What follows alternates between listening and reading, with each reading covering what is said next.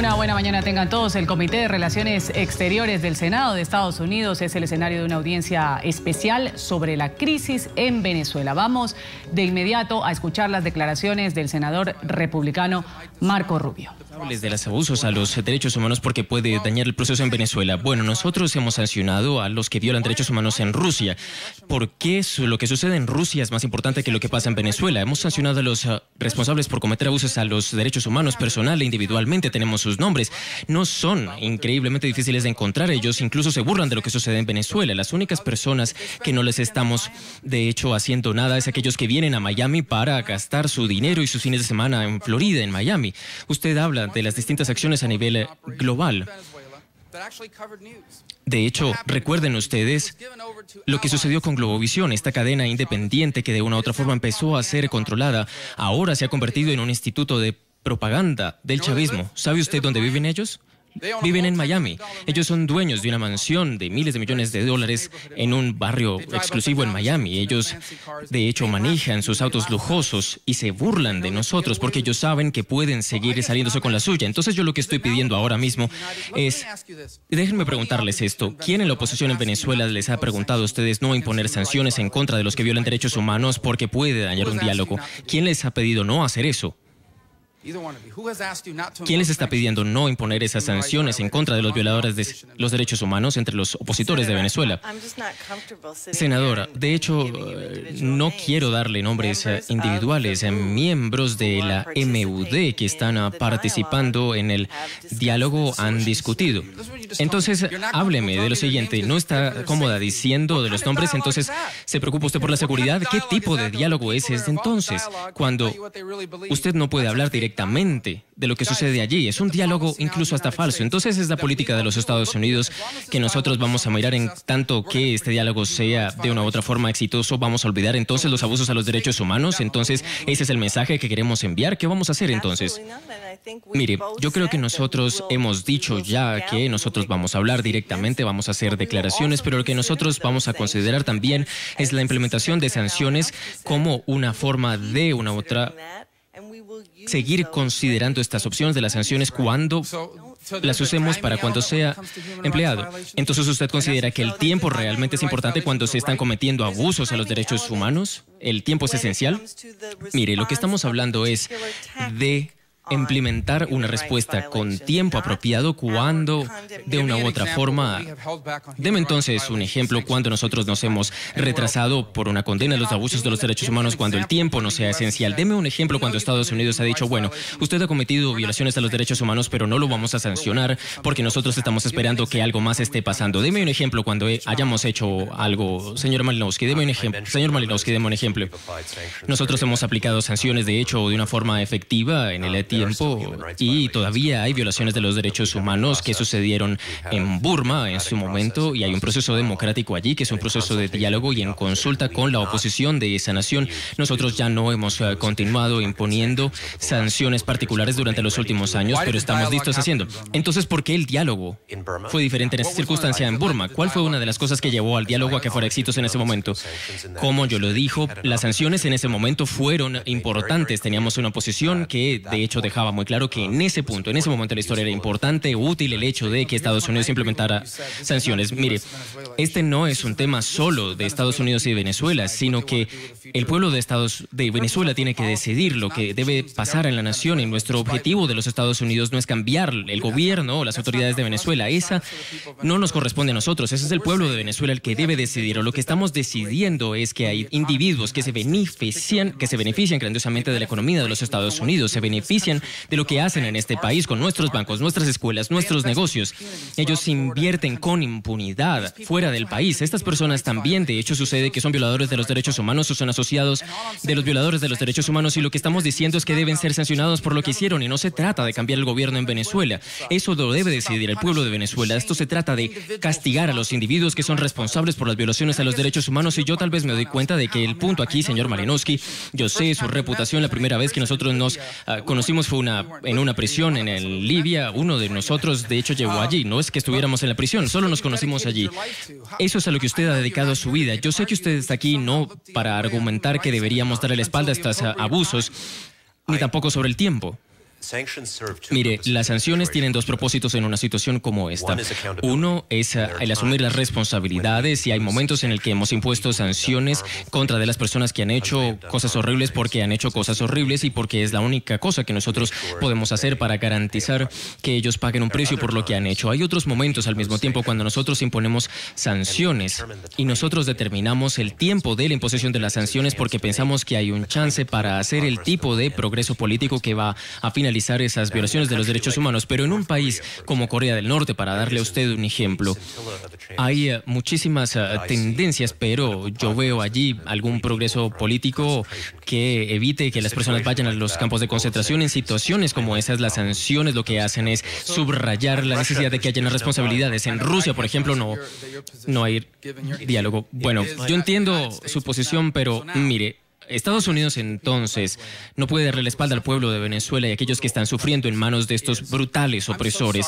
Yo realmente lamento mucho de que usted, por ejemplo, haya sido sodomizado por una vara, por un policía, pero lo que nosotros pensamos es que por el beneficio de su país, nosotros realmente lo que deberíamos hacer es hacer que las personas responsables de estos asuman su responsabilidad, porque sería lo contrario decir que no lo haríamos solo porque pensamos que el tiempo no sea el correcto.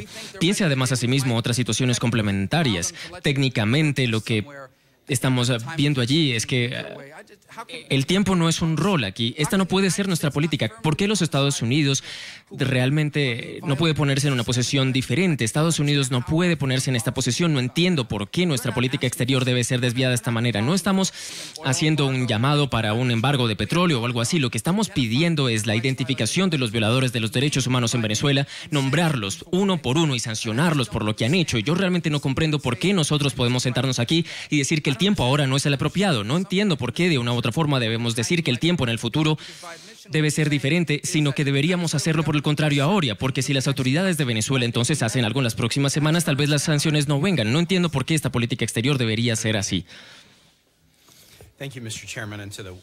Señor presidente, y a los testigos, yo quiero que tal vez no cambiemos los argumentos, pero sí estoy muy interesado en la perspectiva sobre la economía venezolana. Usted entiende que parte de la situación aquí es probablemente culpa por la falta de sostenibilidad del modelo económico, y yo creo que esto lo que nos está llevando es asimismo a una mayor demanda de búsqueda de un cambio político en Venezuela.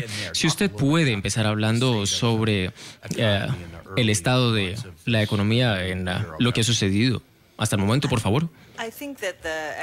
Mire, yo creo que la situación económica, señor senador, es de hecho cada vez más insostenible.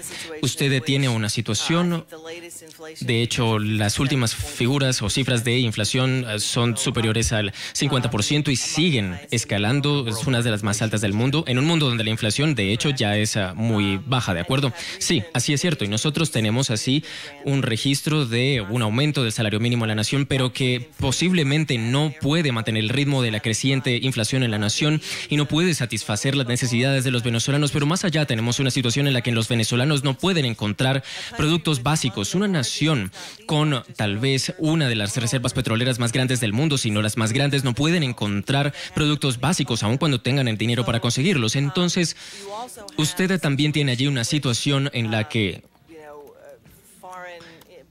los negocios en el extranjero no pueden obtener las divisas necesarias para poder avanzar en efecto con sus negocios. Ellos no pueden operar de una forma productiva o efectiva y asimismo, entonces la inversión se está dañando en el país. Sí, sin duda alguna, la inversión extranjera está siendo afectada. Hay problemas sumamente muy serios para los negocios que provienen del extranjero, pero los negocios propios venezolanos están teniendo dificultades y por eso están tratando de adelantar un diálogo, digamos, a nivel económico para tratar de proponer una solución, pero hasta el momento las autoridades y su exhortación en esa conversación, de hecho, ha sido solo tratar de motivar la producción nacional, pero no hay incentivos en ese sentido. No no se están viendo cambios económicos que son necesarios, y yo estoy seguro de que usted escuchará de parte de Moisés Naim un poco más adelante sobre esto. El sistema no es sostenible. Entonces, finalmente, estos autócratas creen que de una u otra forma pueden mantener las cosas como son, o incluso hasta por encima de la ley, que no se van a producir los cambios necesarios. Sí, sin duda alguna, los precios altos del petróleo, en este caso, también para comentarlo, pueden llegar a ayudar, pero los analistas sugieren que esta no es una situación que puede cambiarse de la noche al día, sino que esto va a tomar realmente un tiempo para que haya cambios estructurales muy serios y, por supuesto, mucho tiempo. Y a mí me preocupa en particular sobre cómo en los espacios democráticos que las personas buscan llenar para expresar su opinión, para hablar libremente, para tratar de fomentar el debate sobre los cambios, sin duda alguna no van a ser aceptados. Y si no es aceptado esto, entonces no se puede tener un debate abierto. ¿Qué dice actualmente el gobierno sobre las reformas económicas? ¿Cuál es la perspectiva que usted tiene sobre el caso? Mire, tengo que decirlo que hasta el momento lo que nosotros hemos visto es poca aceptación de que el cambio profundo es necesario, sino que de una u otra forma tuvieron una voluntad parcial para que exista una discusión. Y lo que no estamos viendo es la discusión de una política económica profunda y de cambio, sino que por el contrario, al momento solo ha habido una exhortación al aumento de la producción nacional por parte de la industria y de la manufactura nacional, y aún así no ha habido un cambio profundo en la política económica ni una propuesta seria en ese sentido. Y de una u otra forma, el vecindario esto le preocupa porque, por supuesto, afecta a la región directamente. ¿Cuál es la práctica actualmente en relación con el petróleo y los subsidios a otras naciones que de una u otra forma son muy importantes y parece ser parte de su política exterior, la política exterior de Venezuela, el subsidio del petróleo? Y de una u otra forma esto representa un reto para la estabilidad de la economía, el seguir dedicando recursos para proveer a otras naciones, algo que parecía ser también en el futuro poco sostenible. El gobierno, las autoridades a mando de Nicolás Maduro siguen manteniendo esta política. ¿Cuál es su percepción sobre este sentido, sobre el subsidio de las exportaciones?